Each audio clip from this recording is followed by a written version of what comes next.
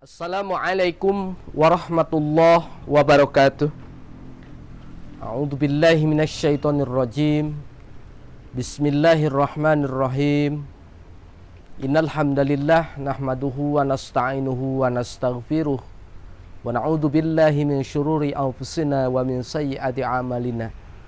May yahdihillahu fala mudhillalah wa may yudlilhu fala hadiyalah. Asyhadu an la ilaha illallah wahdahu la syarikalah wa asyhadu anna sayyidana wa maulana Muhammadan abduhu wa rasuluhu la nabiyya ba'dah. Amma ba'du. Qala rabbi shrah li sadri wa yassir li amri wahlul 'uqdatam min lisani yafqahu qawli. Faqad qala Allah ta'ala fil Qur'anil Karim wa huwa asdaqul qailin. A'udzu billahi minasyaitonir rajim. Bismillahirrahmanirrahim. Wasta'inu bis sabri was shalah wa innaha lakabiratun illa 'alal khashi'in. Al-ayah. Wa qala an-nabiy sallallahu alaihi wasallam, ay kama qala an-nabiy sallallahu alaihi wasallam, awwalu ma yuhasabu bihil abdu yaumal qiyamati as-shalah. Pertama-tama marilah kita memanjatkan puji dan syukur kehadirat Allah Subhanahu wa taala yang senantiasa memberikan kepada kita kenikmatan yang tak terhingga. Terutama kita diberikan nikmat iman, nikmat Islam, dan juga nikmat sehat walafiat dengan panjang umur. Salawat dan salam mudah-mudahan senantiasa tercurah limpahkan kepada Nabi besar Muhammad sallallahu alaihi wasallam, berikut keluarganya, para sahabat, tabi'in tabi'at, dan semoga kita termasuk umat yang mendapatkan syafaatul uzma di yaumil qiyamah. Dalam kehidupan kita diperintahkan oleh Allah Subhanahu wa taala untuk melaksanakan sholat. Dan sholat ini adalah sebuah perintah yang langsung Allah perintahkan tanpa melalui malaikat Jibril, namun Allah sendiri yang memberikan perintah langsung kepada Rasulullah sallallahu alaihi wasallam ketika Rasulullah melaksanakan Isra dan Mi'raj. Apa hakikat sholat? Sholat itu adalah mi'rajul mu'minin. As-sholatu mi'rajul mu'min. Sholat itu adalah mi'rajnya orang-orang mukmin. Dari syariat sholat yang diperintahkan oleh Rasulullah SAW, maka ada tujuan dan hakikat daripada sholat.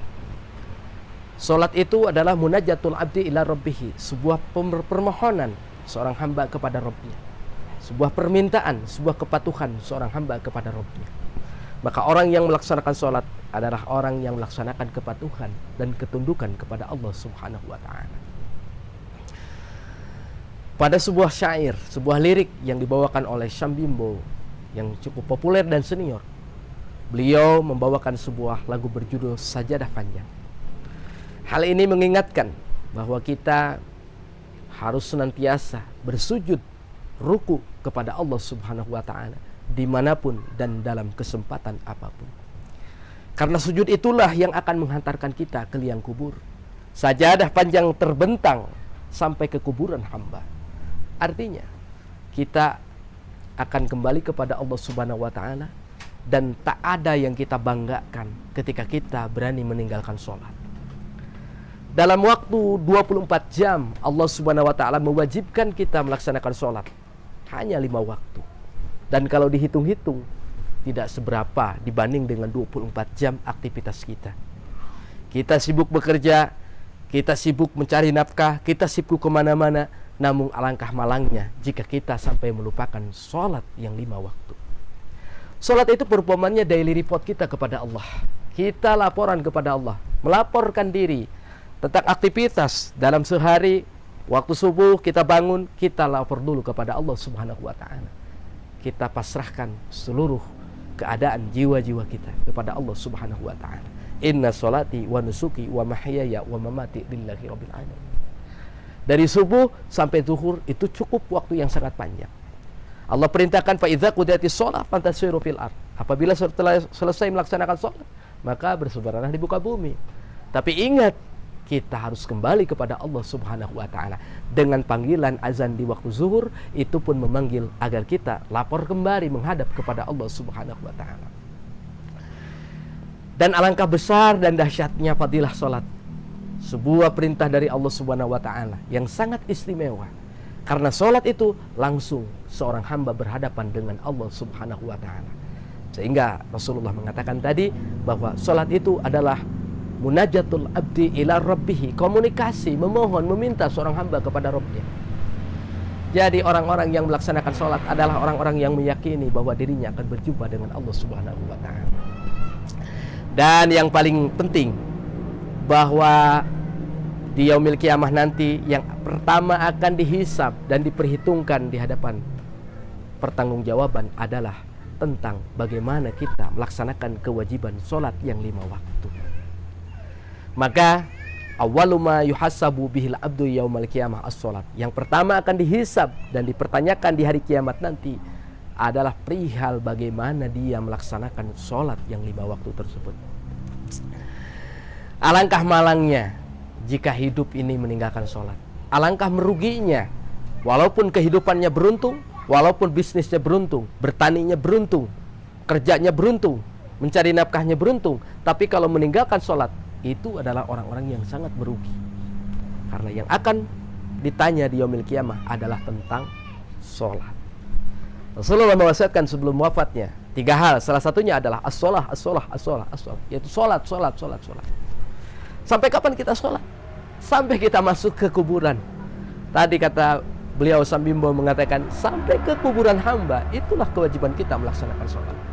Tak ada toleransi kita untuk meninggalkan sholat. Selama kita diberikan akil baligh dan kita beragama Islam, maka perintah sholat oleh Allah Subhanahu wa ta'ala diperintahkan kepada kita. Mudah-mudahan dengan syair yang dibawakan oleh Syam Bimbo tadi mengingatkan diri saya khususnya tentang kewajiban, yaitu melaksanakan perintah sholat. Karena pada dasarnya sholat itu tentang kewajiban dan kebutuhan.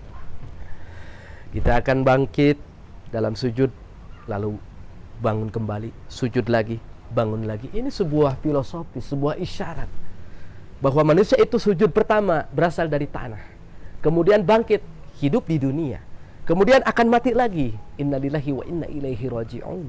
Dia akan mati ke dalam tanah kembali. Namun tidak akan selamanya di dalam tanah. Filosofis dalam ruku, dia akan bangkit lagi. Itu yang disebut pertanggungjawaban, di mana manusia akan ditanyakan tentang kewajiban sholat. Jangan sampai hidup ini gunung tinggi terus didaki, lautan diseberangi, namun masjid di depan rumah kita lewati. Nauzubillah, itu adalah suatu perbuatan yang sangat merugi. Kalau tidak sholat, maka kita akan disolatkan. Maka pepatah mengatakan, sholatlah kamu sebelum kamu disolatkan.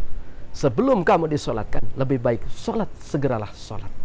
Ajilu bis sholati qoblal fawt, wa ajilu bit taubati qoblal maut. Bersegeralah sholat sebelum tiba waktunya kita tak bisa lagi melaksanakan sholat.